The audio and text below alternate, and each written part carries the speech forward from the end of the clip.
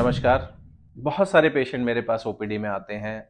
कहीं न कहीं वो सारे ही बेचारे गुमराह हैं इस चीज़ को लेके कि अपनी बोन और जॉइंट्स और मसल्स की हेल्थ को कैसे मेंटेन करके रखें। हर पेशेंट ये तो ज़रूर जानता है कि बोन्स का केयर करना ज़रूरी है और जैसे-जैसे एज बढ़ती है, बोन्स वीक होती हैं और उनकी केयर भी ज़रूरी है। बट वो एग्ज़ैक्टली साइंटिफिक वे में करना कैसे है कि हम एक हेल्दी स्केलेटन अचीव कर सकें, एक हेल्दी लाइफ़ अचीव कर सकें, इस सब में सब घुमे होते हैं।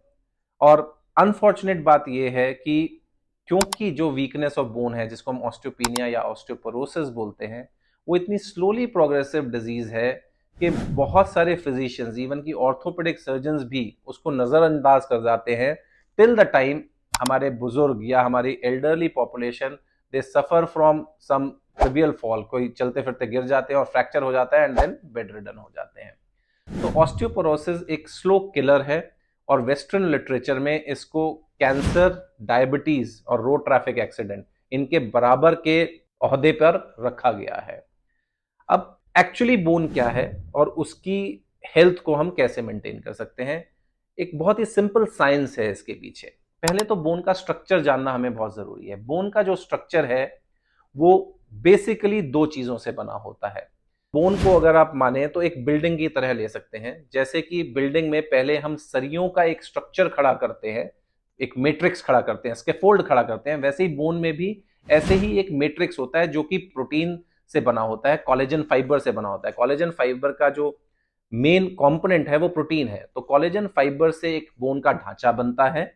उस ढांचे के बीच में जो स्टिफनेस है या जो रिजिडिटी है वो प्रदान करती है कैल्शियम एंड फॉस्फेट। जैसे कि सरिये के ढांचे में जब हम पिलर खड़ा करते हैं, सरिये के ढांचे में हम कंक्रीट और सीमेंट भर के उसको एक पूरा स्ट्रक्चर देते हैं, वैसे ही सिमिलरली कोलेजन के ढांचे में जब हम कैल्शियम और फॉस्फेट भर देते हैं तो वो एक पूरी बोन हमें दिखाई देती है।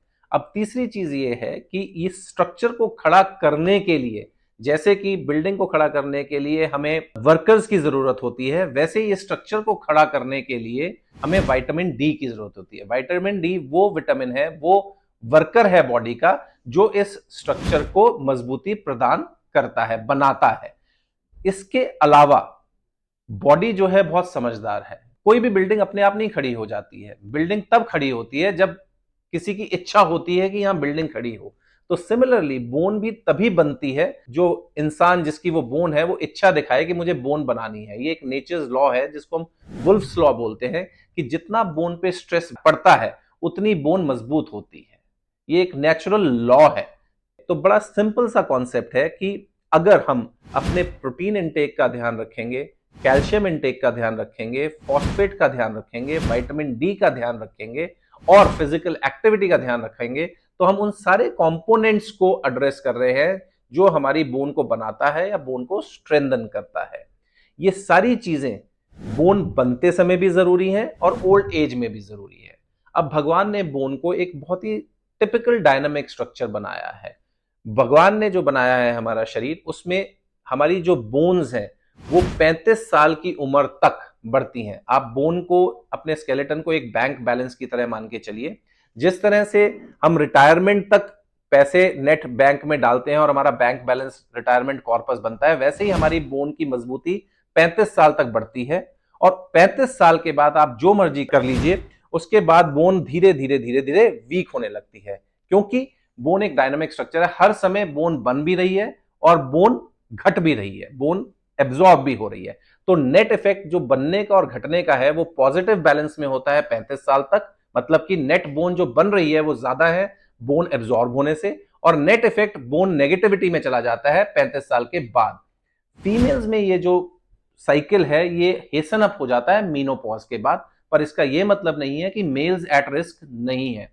तो ये सारे जो हमने फैक्टर्स डिस्कस किए हैं, protein intake, calcium, phosphate, vitamin D, physical activity, ये हर एज ग्रुप में इंपॉर्टेंट है। टिल 35 ईयर्स ऑफ एज अगर हम इन सब चीजों पे ध्यान देंगे तो हमारा नेट बैलेंस जो है बहुत हाई बन जाएगा। मतलब कहने का मतलब यह है कि हमने बहुत मेहनत की, रिटायरमेंट तक बहुत पैसे जोड़े, और उसके बाद अगर हमने काम नहीं भी किया तो भी हमारी जो बैंक बैलेंस है मरने तक मेंटेन रहेगी। सिमिलरली अगर हमने बहुत अच्छे से अपने बचपन में और जवानी में इन सब का तवज्जो दी है, तो हमारा बोन्स इतनी स्ट्रांग होंगी कि ओल्ड एज में भी वो घटने के बावजूद भी इतनी कमजोर नहीं होंगी कि वो इजीली फ्रैक्चर हो सके।